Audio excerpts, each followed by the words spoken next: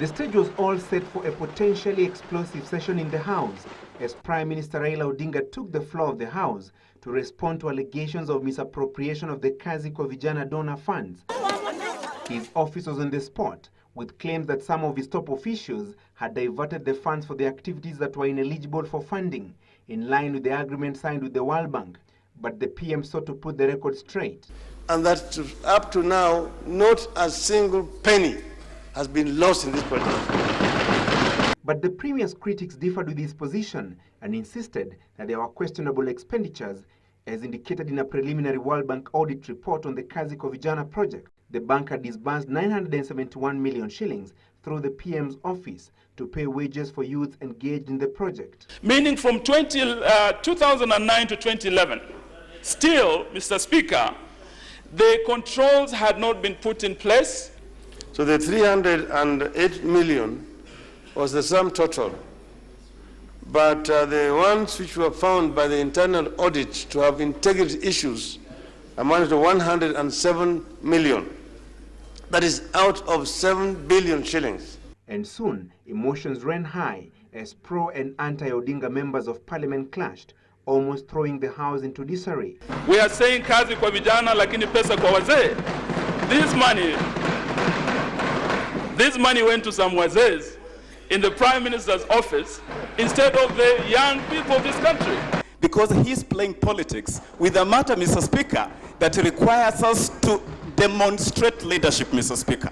Whether or not you believe you belong to G this or G that, Mr. Speaker, should not be the point, Mr. Speaker. But honor and dignity for this House, Mr. Speaker, obliges that we reign on sycophancy, that is derailing a very important issue. Mr. Speaker, the sycophants are known and they are studying. Members of Parliament, your colleagues cannot be said to be sycophants. I do hereby withdraw sycophancy and replace with individuals who are exceedingly and excessively loyal to the point of being obliged. On the question of taking political responsibility, Odinga maintained that he had played his role as the supervisor and coordinator of government activities with integrity, and that the Kazi Kwa Vijana project was no different. The Prime Minister cannot be answerable to all the things that are happening in other ministries. That's why, Mr. Speaker, I've asked ministers to take responsibilities. So the member of Saboti, who has been speaking about this all over, should come with that evidence and say, I confront you with this information. But otherwise, if this forum is going to be turned into...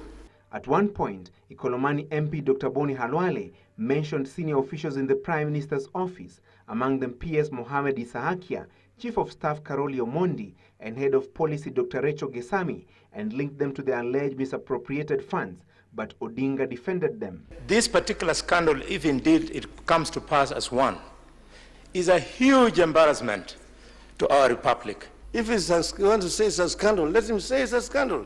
Mr. Speaker, as far as you're concerned, there's no scandal because there's no money lost. Despite the Prime Minister's explanation on the Kazi Kwa Vijana project, the Parliamentary Accounts Committee has summoned the World Bank local representatives to appear before it tomorrow to shed more light on the alleged scam. Francis Gashuri, Citizen Live at 9.